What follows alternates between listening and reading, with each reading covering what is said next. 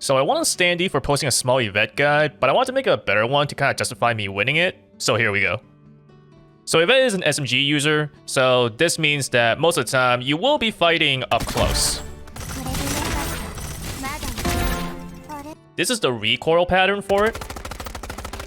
So unfortunately, unlike some of the other guns, which you could just simply pull down and to the side like in one direction, this one does require you to pull side to side. It's not something you need to worry about too much because again, you are mainly focused on short range battles, but occasionally you do need to actually ADS if the situation calls for it, in which case that would be the recoil pattern that you do.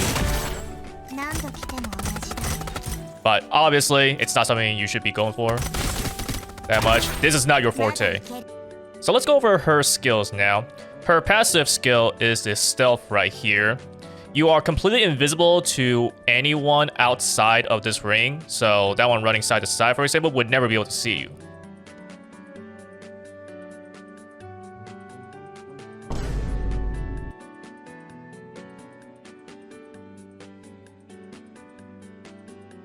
However, this dummy right here, inside the circle, he won't fully completely see it. It's not like you're just completely visible, but he will start to see a little bit of you. And as he gets closer and closer, he will be able to see more and more of you.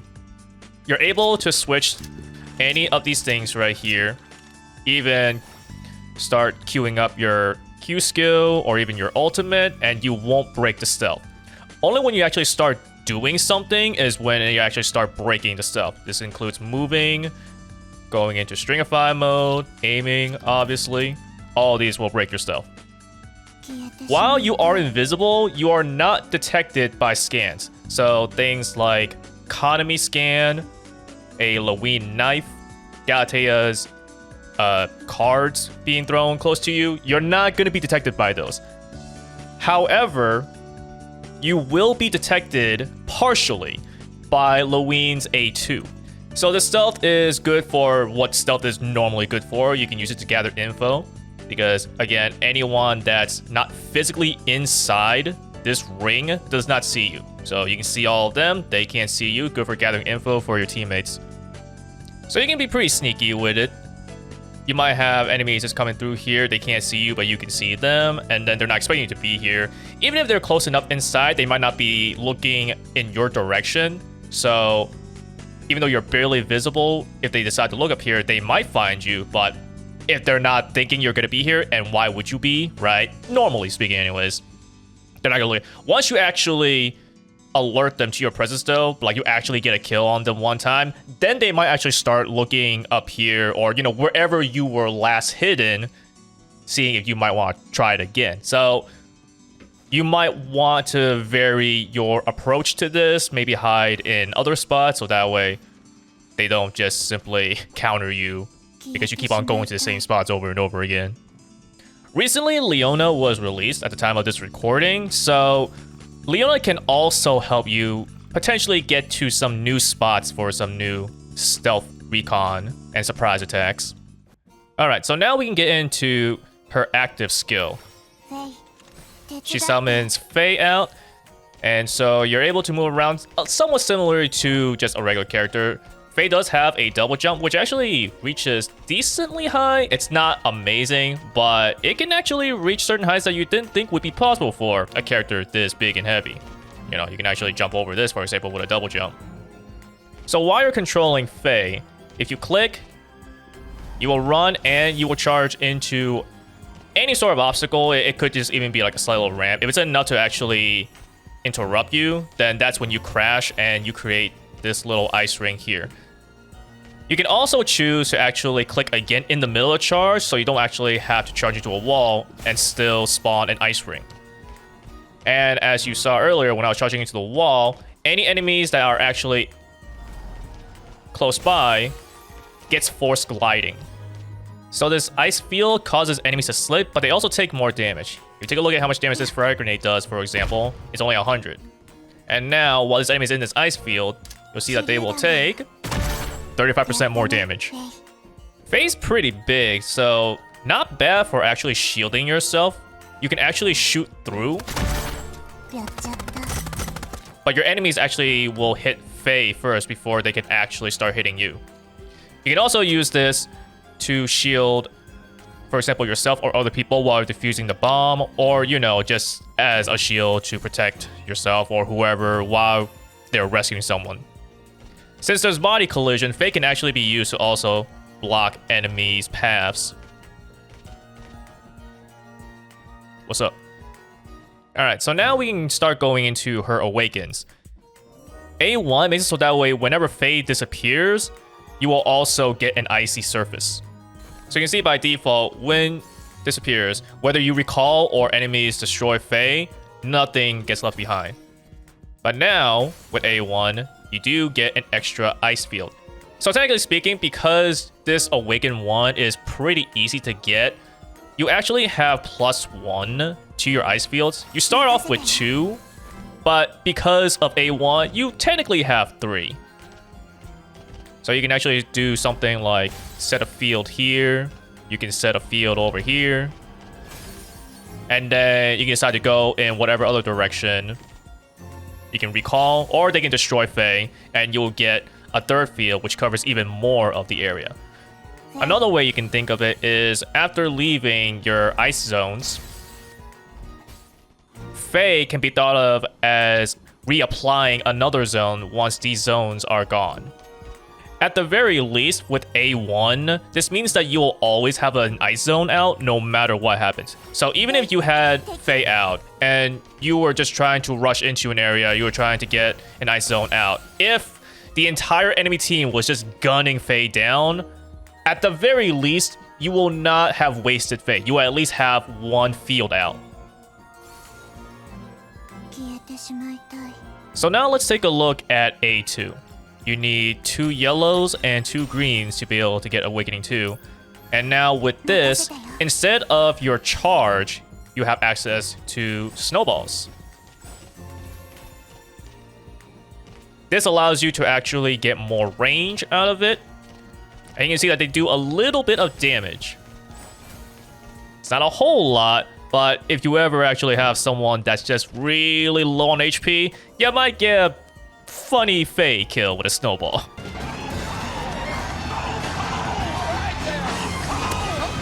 So the pros of this is pretty obvious. You have a lot more range now to send out your ice fields. And because you have this much range, you are able to set up your zones a lot faster, including your A1 right there. Now obviously, because you're throwing snowballs, you no longer have the charge, so you can no longer interrupt enemies. So for A3, you'll need 2 blues and 2 yellows to be able to get access to it. So now with this, when you're not controlling Faye, and while it's within range of enemies, and it has line of sight, Faye will automatically charge towards enemies, while you're free to do whatever you want.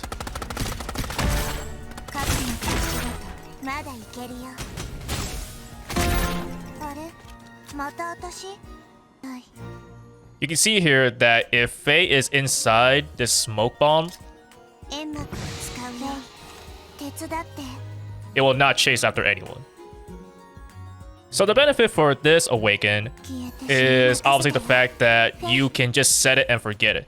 Because doing this, controlling Faye manually, takes some time. If there is a fight happening with your team and you really need to help, while sending Faye out and doing this is sort of helping by making your enemies take more damage, it might actually be more beneficial for you to actually just go in and fight yourself.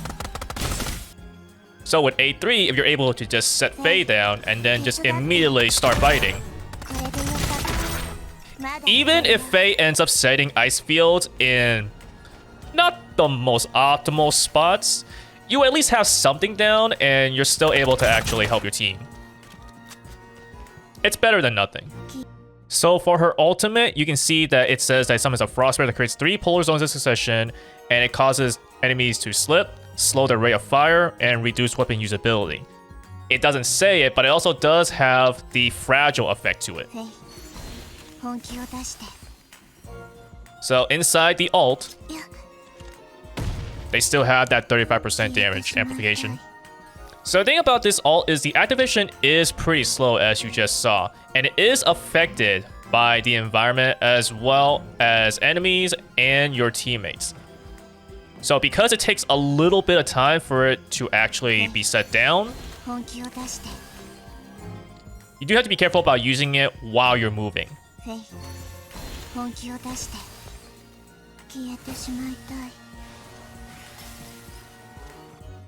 When it comes to your secondaries, there isn't really anything that I would say is better over the others in terms of your playstyle. It's really just all down to preference.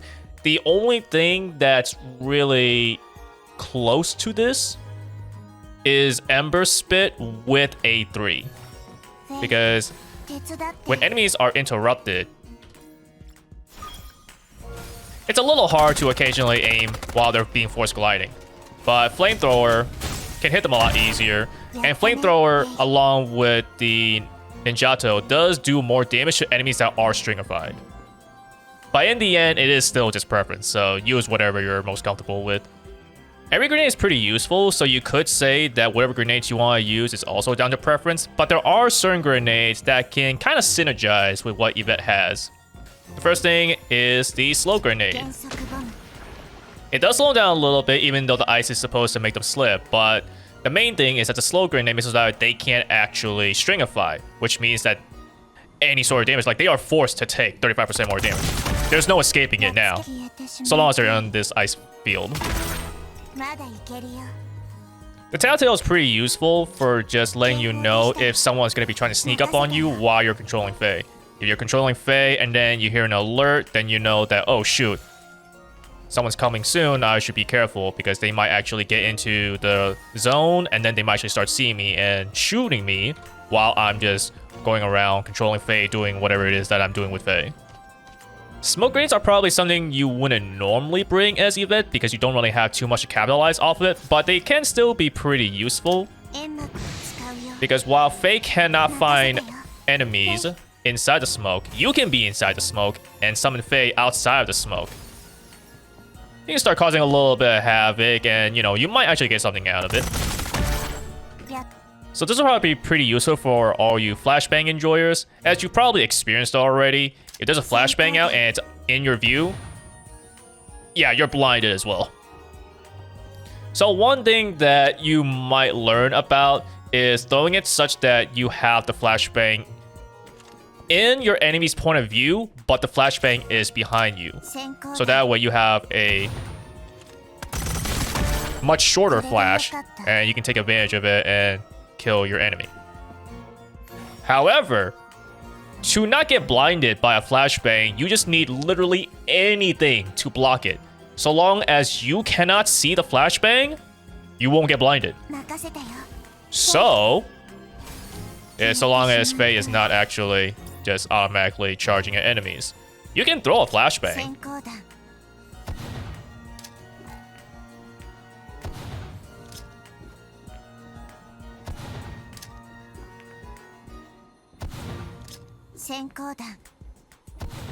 And you will never blind yourself.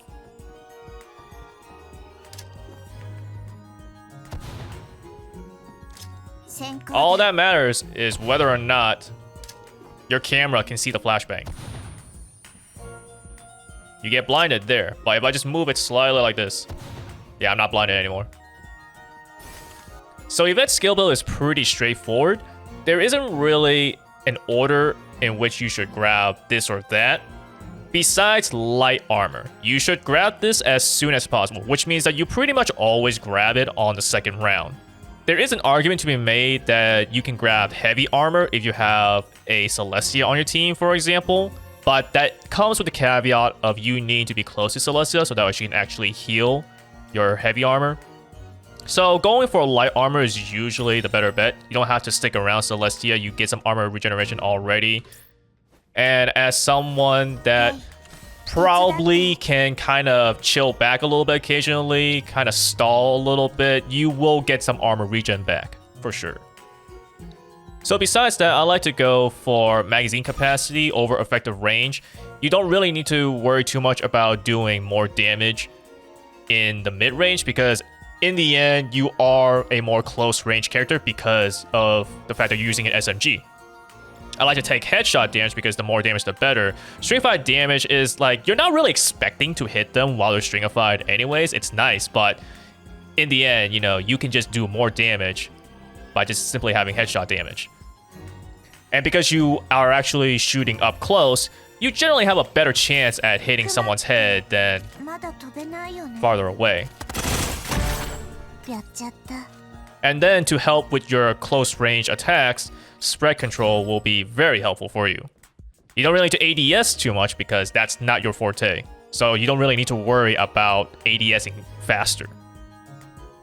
And 99% of the time, you pretty much never need to take sprint speed, since you can see that your movement speed goes up to 65. But look at your stringified movement speed here. It's 66, which means that even if you had sprint speed, your stringified speed is still faster.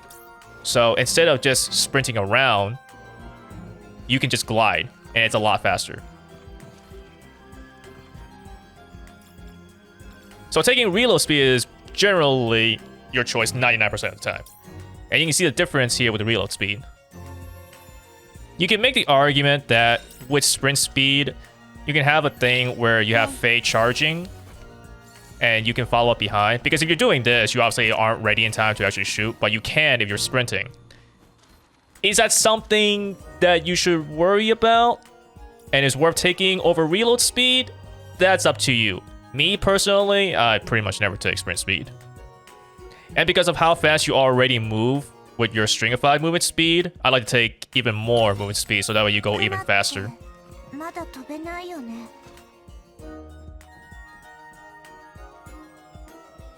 When it comes to your choice of either having cooldown minus 10 seconds or +1 dash, it really comes down to what you really want. Cooldown minus 10 is pretty good for if you're trying to go for one area and you maybe ice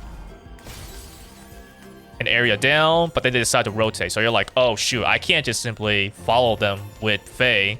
So you recall, and then you're able to have Faye up a little earlier for the other zone that they're trying to go for.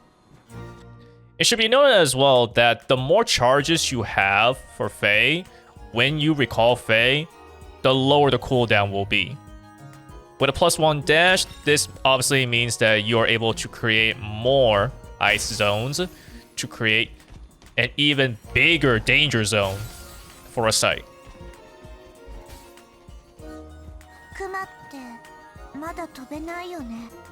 Naturally, a +1 charge with the snowballs means that you can set up the fields even faster.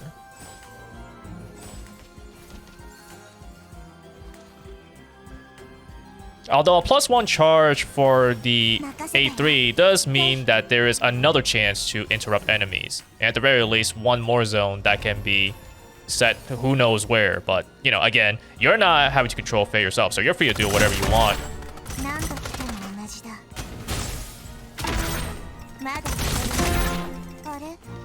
So there's just a few extra things I want to talk about. When you have Faye out, if you know for a fact that you're just simply going for the charge and you're not trying to stop midway through, then what you can do is just left click and immediately swap back to Yvette. It should be noted that when you swap back to Yvette, you cannot swap back to Faye for just a little bit. So Ming is one of the characters you need to worry about for pretty much 99% of your Supernova career, just because of how much of a core part she is for the attacker team. Faye will not only be an extra target for Ming's A2. Faye is pretty chunky with 700 HP, but that is shield HP, which is exactly what Ming likes. Uh-oh. That wasn't even 500 damage. And if Ming is in her ult, yeah, she's probably not dying. Aika is also another one of the characters you need to worry about if she is on the attacker team. Faye is a very easy target to get heat stacks.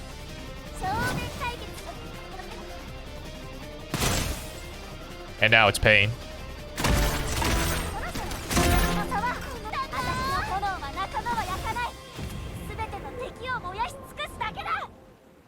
So yeah, that's pretty much it for now. If you found it helpful, give it a like or whatever. See ya. Peace out.